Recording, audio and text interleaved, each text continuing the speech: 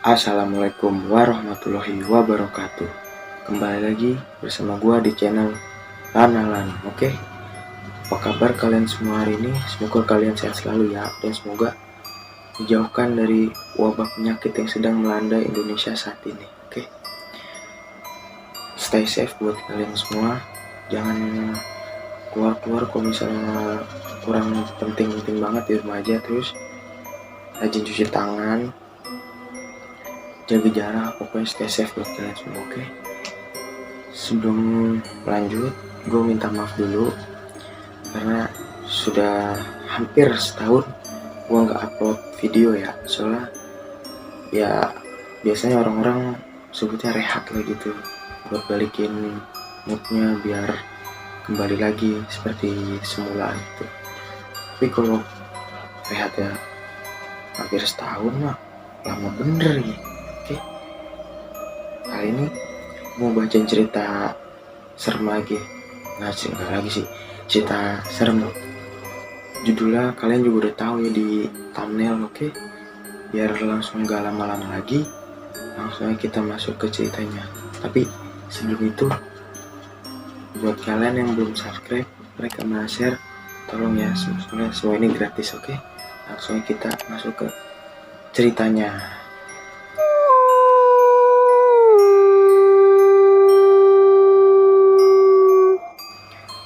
Pada suatu hari, ada seorang yang bernama Satria. Ia ingin pulang kampung karena dia udah kangen dengan suasana kampung. Kebetulan kampungnya dia ini ada di Jogja. Pada saat dia udah di kampung, pas malam harinya, ada adiknya itu mendapat tugas untuk menjadi jaga kampung itu. Saat itu juga malam Jumat, jadi si Satria ini nemenin adiknya untuk jaga kampung pada malam itu. Setelah dia ngobrol-ngobrol sama si adiknya itu, terus dia berlima sampai tuh di suatu pos gitu. Ada si Satria, Pagio, Kelik, Sutri, sama si adiknya tuh. Dia pada cerita yang serem-serem tuh, termasuk pengalamannya Satria pas masih remaja dulu. Dia tahu dari Pagio bahwa Sukardi telah meninggal. Si Sukardi ini salah satu preman yang paling disegani di kampungnya. Terus dia sudah meninggal, bukan karena digebukin orang kampung atau ditembak polisi, melainkan si Pak Sukardi ini, yang preman kampung ini, dia meninggal karena gantung diri. Sebabnya karena hubungan dia nggak direstuin gitu, nggak direstuin sama seorang gadis yang dicintai oleh ibunya. Jadi ibunya si gadis itu tidak merestui hubungannya si Sukardi sama si cewek itu. Mereka berempat, termasuk adiknya, agak enggan setelah Satria ditanya. Satria menanya tentang sebab asalnya meninggalnya si Pak Sukardi gitu. Bahkan kelihatan mereka berempat langsung gelisah ketika ditanya sama Satria tentang itu, dan sekali-sekali ia menatap ujung gang yang agak pucat. Jadi berempat ini ditanya sama Satria, dia agak gelisah. Terus empat orang ini selalu melihat arah gang yang agak gelap gitu. Sepanjang lorong gang itu agak gelap, dia agak pucat saat melihat gang-gang itu ya kan. Terus si Sutris menatap Satria dengan sambil berbisik-bisik. Katanya, "Bang, cerita yang lain aja ya," kata si Satria dengan nada yang berbisik-bisik.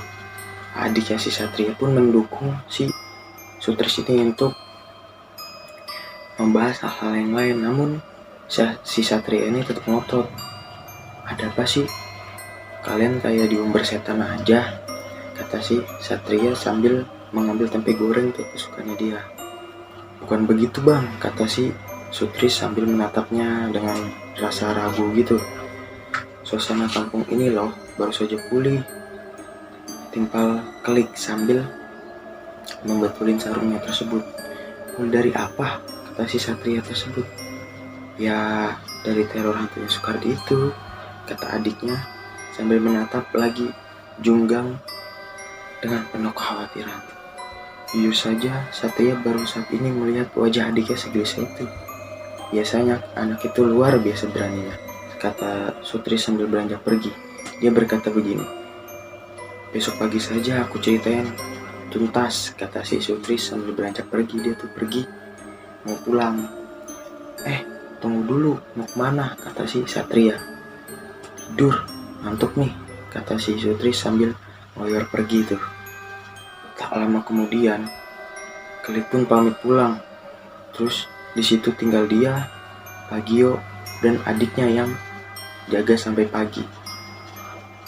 Siangnya, waktu menunjukkan pukul 11 siang. Dia sudah bertandang ke warungnya si Sutris ini menjual soto ya. Penasaran pengen tahu ada apa peristiwa yang terjadi di kampungnya pasca meninggalnya si Sukardi ini, preman kampung itu. Kebetulan di situ juga ada Pak Joko, tukang bakso langganannya si Satria tersebut ya. Karena Sutris melihat kedatangannya si siapa nama tadi? Satria, langsung berkata tuh si Sutris langsung berkata ke Satria, tanya aja pada Pak Joko biar lebih jelas, dengan gayanya yang bikin sebel. Pak Joko yang ditembak pun langsung kecipuan, kayak ditembak tuh kayak disuruh jawab gitu. Cerita apa mas? Sambil menyeruput kopi hitamnya. Itu loh pak, tentang Pak Sukardi, kata si Pak Sutris kembali menimpali. Wah, yang lain aja Thomas Satria, saya loh masih trauma, katanya sambil nyengar-nyengir tuh si Pak Jokonya. Waduh, gawat nih, mereka berdua sambil lempar tangan. Tentu ada yang gak beres nih. Tesan, tadi malam ibuku agak khawatir ketika kami berdua pamit mau jaga kampung, kata si Satria. Setelah dirayu-rayunya sama Satria, akhirnya Pak Joko berani bercerita. Pak Joko bilang begini,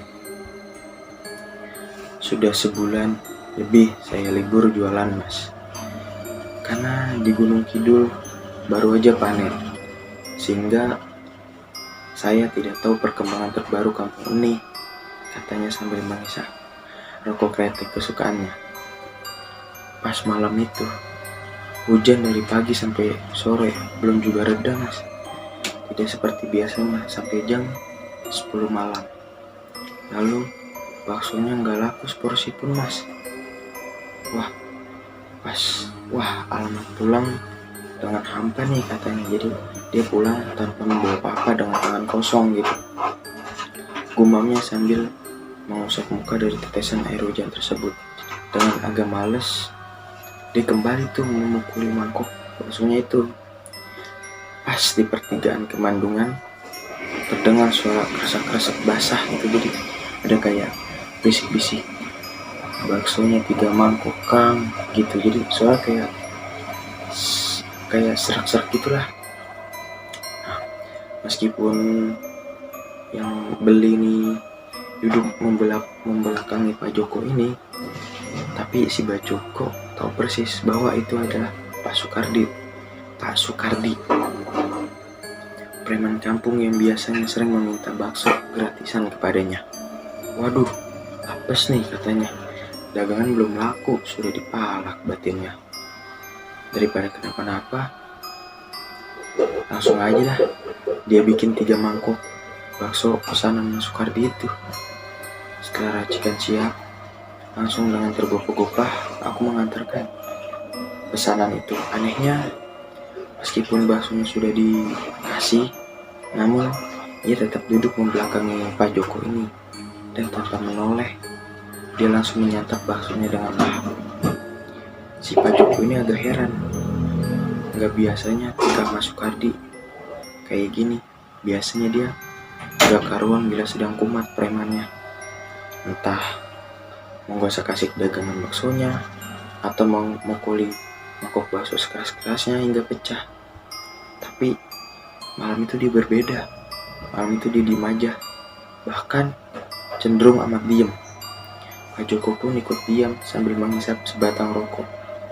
Dia pun duduk membelakangi si Pak Sukardi tersebut. Nah, tak beberapa lama terdengar suara beratnya Pak Sukardi. Dia berkata, "Baksomu kurang garam, Kang," katanya sambil meletakkan mangkok keras-kerasnya. Bok gitu ya. Pak Joko kaget dan spontan berdiri berhadap-hadapan. Betapa kagetnya dia saat melihat Pak Sukardi dengan bajunya berlumuran darah dan ada tali mengikat dari leher hingga kepalanya. Sementara matanya melotot dengan lidah terjulur. Jadi kayak lidahnya keluar terus matanya melotot ke Pak Joko tersebut ya. Persis dengan korban gantung diri. Matanya langsung berkunang-kunang dan agak gelap gitu. Lalu pas sadar, tahu-tahu si Pak Joko ini udah terbaring di pos dan dikerumuni oleh Mas Sutris dan teman-temannya yang jaga kampung waktu itu. Dengan terbata-bata, dia menceritakan pertemuannya dengan preman itu. Dan dari Mas Sutris lah dia tahu bahwa Sukardi telah seminggu meninggal dunia karena gantung di paning keraton. Begitu yang saya alami, Mas Satria, kata si Mas Joko. Si Pak Joko ini cerita tentang gimana ia bertemu dengan Mas Sukardi setelah Mas Sukardi seminggu meninggal. Lalu si Pak Joko bercerita sambil menghabiskan sisa kopi dan tinggal napasnya aja.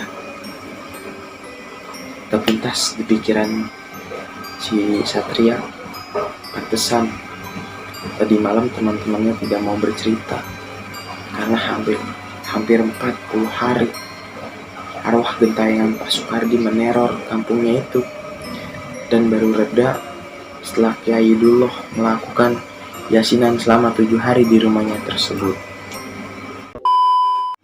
Oke, Dul, gimana ceritanya kali ini? Seru apa tidak jadi? Kalau seru, kasih gue tombol ke atas. Kalau misalnya tidak seru, kasih gue tombol ke bawah aja, gak apa-apa. Jadi setelah saat itu, Satria nyadar bahwa arwah yang gentayangan 40 hari tersebut adalah Pak Sukardi. Sebab akibat mereka gak mau bercerita karena kejadian ini masih 40 hari dan masih segar-segarnya waktu itu. Ceritanya segitu aja, guys. Koreksi kalau misalnya ada gua kesalahan di kolom komentar. Oke, buat kalian yang ada cerita-cerita serem, langsung aja tulis dan kirim ke email gue yang ada di deskripsi ini, oke? Segini dulu cerita dari gua. Jangan lupa like, comment, share, dan subscribe, oke? Gua Lana mundurin diri. Sampai bertemu di cerita horor selanjutnya. Wassalamualaikum warahmatullahi wabarakatuh. Stay safe semuanya.